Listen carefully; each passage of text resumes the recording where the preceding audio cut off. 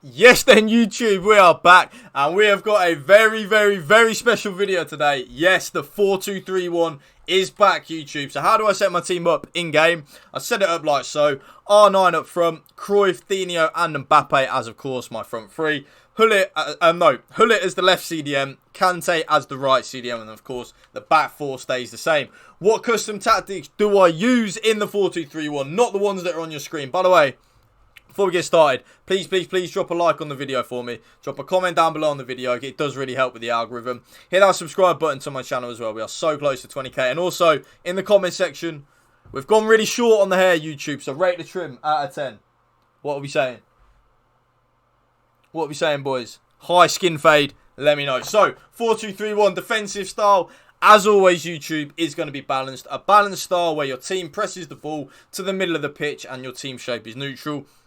I don't really veer away too far from the balanced, really. Pressure on heavy touch and press after possession lost are good, but they do drain a lot of stamina. So, balanced 100% is the way to go.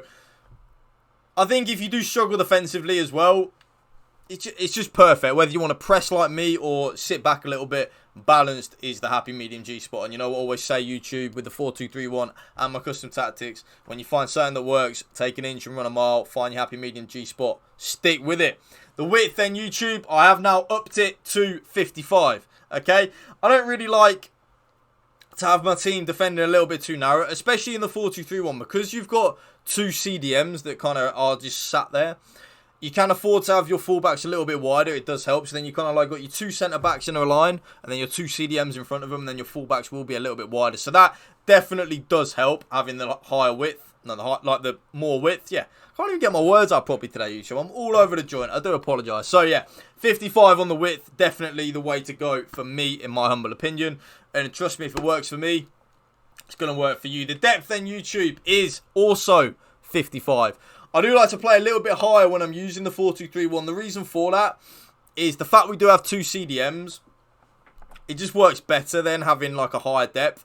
And remember, with the depth, adjust your defensive team shape to be balanced to keep your team in the middle of the pitch to try and win the midfield battle. Very important that you do win the midfield battle. And in a 4-2-3-1, you are going to win the midfield battle a lot more than you're not going to win it. So yeah, the depth is 55.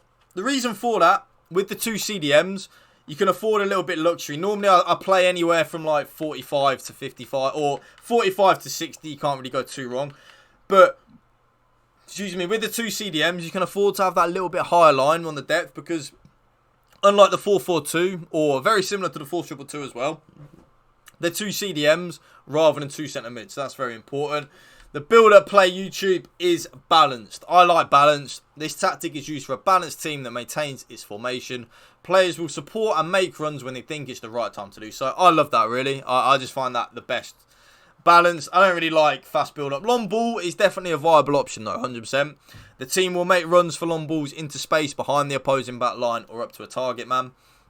That's definitely a viable option, long ball. But for me, YouTube, and like I say, if it works for me, it's going to work for you. Balanced is the way to go. And you guessed it, YouTube. It is back with a bang.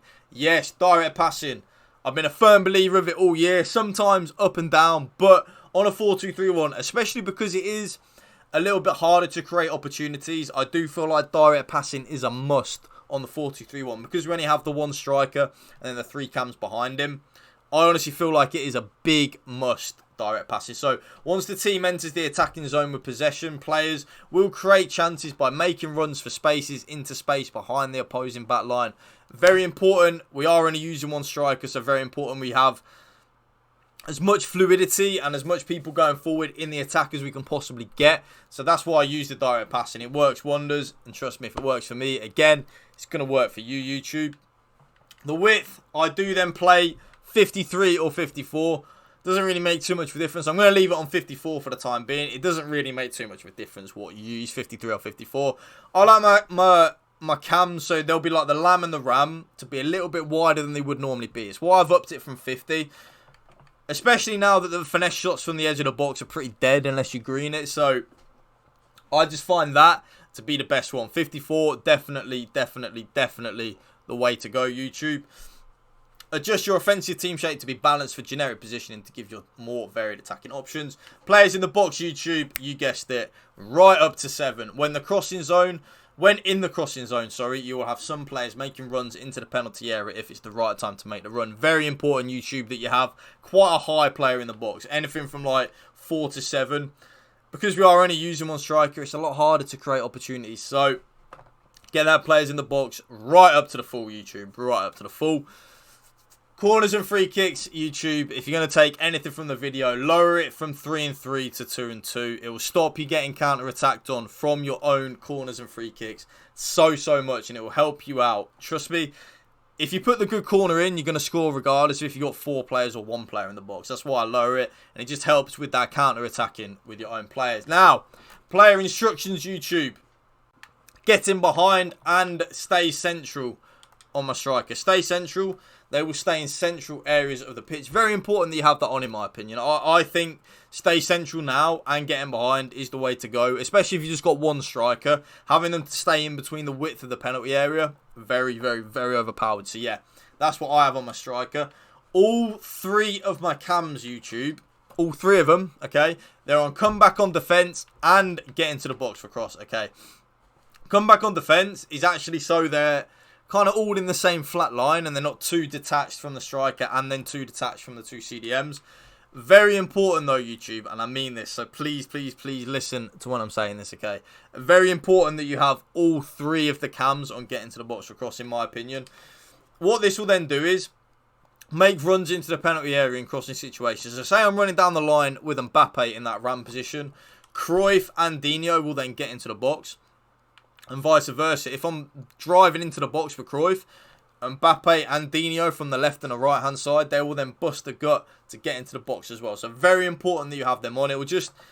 Remember, when we're using a 4-2-3-1, we don't have the 2 strikers. So we kind of want as many people in the box at times as we can get. Because the more people that are in the box, the more likely we are to score goal-scoring opportunities, right? So it really is that simple, okay? So put all of them on getting to the box for cross. Just trust me, okay? This is where it does get a little bit interesting, YouTube. I have Rude Hullet on completely default settings, apart from cover centre. Okay, so my left CDM, completely default. But then my right CDM is then on stay back while attacking. But if your right CDM is more attacking and your left CDM is more defensive, it doesn't matter. Just as long as one of them is on stay back while attacking and the other's on balanced. But have them both on cover centre, very important. And then last but not least, YouTube, both of my fullbacks are on stay back while attacking. My goalkeeper is on comes for crosses and sweeper keeper.